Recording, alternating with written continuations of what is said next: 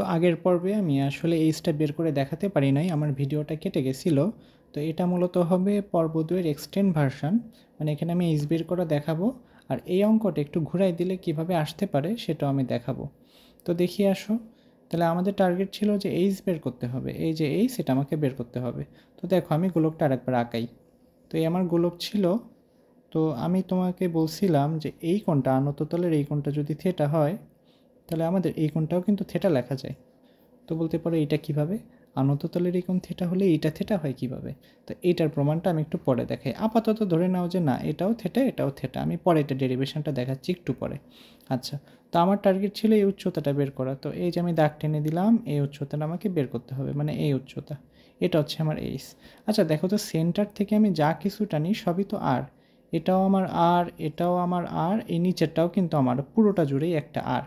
তাহলে বাকিটুকু লেন্থ আমার কত থাকে, যে লেন্থটুকু সেটাকে আমি লিখতে পারি আর মাইনাস এইচ লিখতে পারি। আর এখানে একটা ত্রিভুজ টেনে দাও, এই যে দেখো ত্রিভুজ টেনে দিলাম এই যে।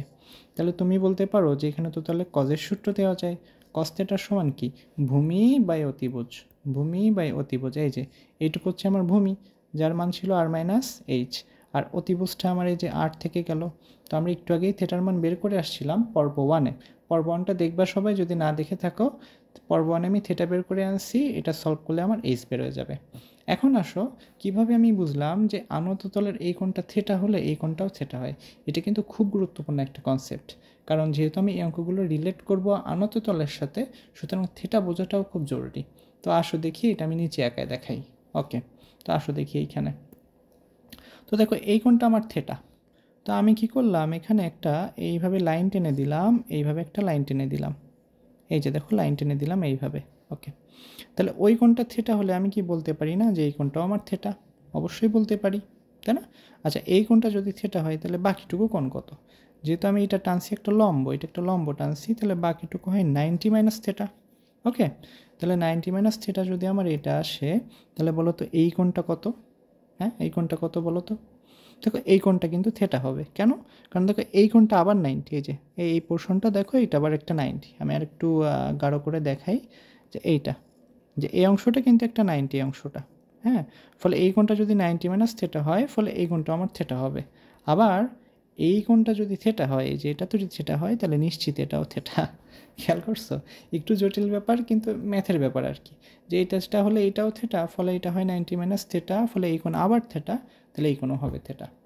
ওকে, এবার আসো, যে এটা আমি যেভাবে বলছিলাম যে একটু ঘোরায় যদি আসে, তাহলে কোশ্চেনটা কীভাবে আসতো।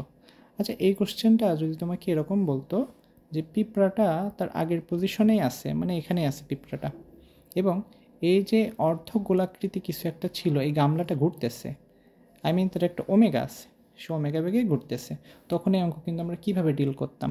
তো আসো এটা একটু দেখি। তো আমরা আগের মতনই বলছি যে এটাকে তো আনত তলের সাথে তুলনা করব, করি, সমস্যা নেই, কোনো অসুবিধা, আনত তলের সাথে করি।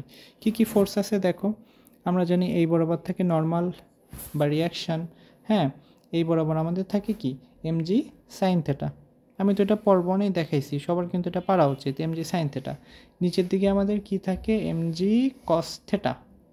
ওকে, আর উপরের দিকে আমাদের ছিল ফ্রিকশন, এই বরাবর আমাদের ছিল ফ্রিকশন। ওকে, এখন এক্সট্রা কিন্তু আর একটা ফোর্স এসে গেছে, যেহেতু আমাদের এই গামলাটাও রোটেট করতেছে, মানে সম্পূর্ণ গামলাটা ঘুরতেছে।